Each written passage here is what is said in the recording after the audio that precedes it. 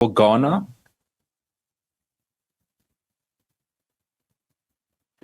thank you very much, Chair. Chair, Parliament must do what Parliament is established to do, which is to hold the executive, to scrutinize the work of the executive. So when one reads or listens to the legal opinion, it says to me that ourselves as members, because sometimes when we discuss these options, you might think it's other people, but actually it's ourselves. It's what do you want to call yourself? That's what it is.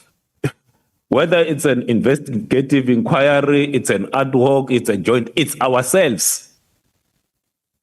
Now you need to then say, all right, how do we want to move? That there will be some kind of a coming together of members of Parliament to look at these allegations. It's not what's in question. So that's accepted by the three options. Now, how do you then weigh the three options? It's which of the options arrive at the decision quicker, but still allows the two committees to do the work that they need to do. That's what the question is, effectively. So, I hear my honorable member Miel and honorable Matafa advocating for an ad hoc committee.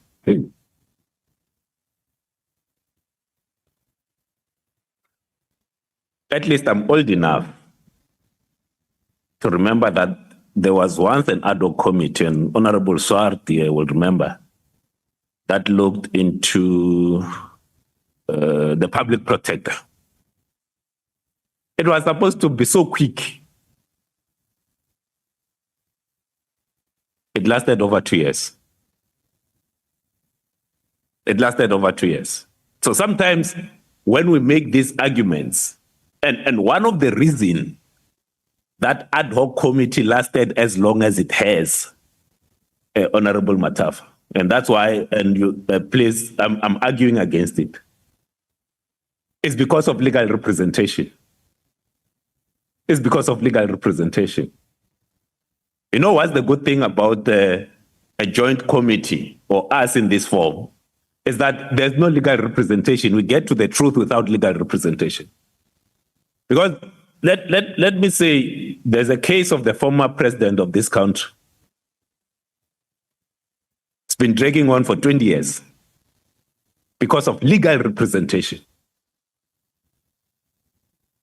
If you don't want to do anything, have a committee that's got lawyers in here. Everyone will come armed with their lawyers. A so-called witness will be sitting there for 5 days because everyone wants to have their bite. Everyone wants to have their bite. Why is the Senzo Meyiwa trial not concluding? It's because everyone wants to have their bite. Now, does that allow us to get to the bottom of the truth quicker? I'll argue not. I'll argue not.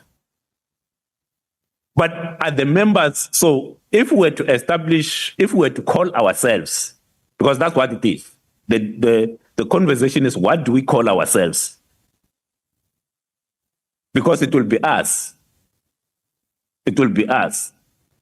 Are we saying, if Mkhwanazi or Minister Mtunu or General Masimula comes here, we don't have the capacity to question them, that we need an evidence leader, we need lawyers? No, it's us.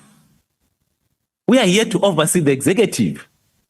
Now, the route of the ad hoc takes us into a prolonged process, not a shortened process. Not a shortened process. And the recent issue of the former public protector must at least ring true, at least to some that were here, how long that took. So for me, and you know what's the advantage of having the two committees as option 3 is that the portfolio committees will continue to do their work on these matters. They don't have to pause. So the function of committees in overseeing the executive will continue. But when you go to an ad hoc committee, it's like, but you can't ask me there and ask me there and ask, no. So, and it answers the point that the Honorable Swart made around the need for institutional capability and memory. So there are things that the police portfolio committee members know that the justice don't know. And there are things that you know that we don't know. Because when I look at this, effectively, we are dealing with the NPA, we are dealing with IDEC, which is justice. We are dealing with the police and the task teams involved, which is the police. The best way you can deal with that is to trust these members who are in this room right now to look at these matters. Because sometimes, the thing with ad hoc committee, and this is why I don't like them. I know others enjoy them and so forth, is that some of the people that then get seconded to these ad hoc committees, mostly they go there because of political seniority and how everyone focuses on those committees. Then they get seconded, but they haven't dealt with it. They don't have the institutional knowledge of the issues. Now they go there and play politics, and this thing drags on for 2 years. And so the other reason, Honorable Matafa, that I will not argue for option 2. You are saying in your submission that this ad hoc committee or this committee, and you're supporting ad hoc committee, you are saying it must live on for as long as there's the commission, so that when there are interim reports, this committee looks at it. And I will then argue that the committee that then oversees, Honorable Mike, the committee that then oversees the Judicial Commission is the Justice Portfolio Committee. It's there. It's us. They're here. It's not someone else. So you trust them to deal with it. If there are recommendations from, or in the interim, recommendation that relates to the police, that will then go to the Police Portfolio Committee. I will not advocate that we have a much prolonged period. I would say this joint option 3 must be able to work for the next 3 months. Ask the questions that it needs to ask. If we then need to submit that report to help the Judicial Commission, it can be done. But ours, when all is said and done, it's about keeping the people of South Africa safe. That's what we are after. And to ensure that this mudslinging and political infighting and the infighting in the police, intelligence, NPA, IDEC comes to an end. That's why we are here. And as I read, Chair,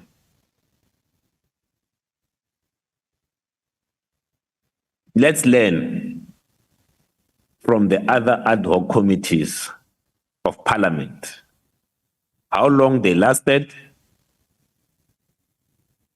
and what kept them running for so long. Compared to, for instance, the joint committees. So yesterday we presented a report. It was a joint committee of police and agriculture. on farmer tax. We were able to move fast. But had that been an ad hoc committee, it will still be sitting right now. It will still be sitting, I tell you. But because it was the joint committee focused, it's not like we are asking to investigate everything. The allegations are there. We know what we are investigating. We even know who are the people to call into the room. General Mkhwanazi, General Masimula, Minister Mtunu, the head of IDEC, the head of NPA, General Kumalo, who was heading the political task team, is now crime intelligence. These are the people that must come and answer questions that South Africans are asking. We are here to represent South Africans. And as I learned, I therefore do not see this being done by an ad hoc committee. Ourselves, jointly as we are, can hold the executive and the officials accountable. I submit. Thank you, Honorable Gana.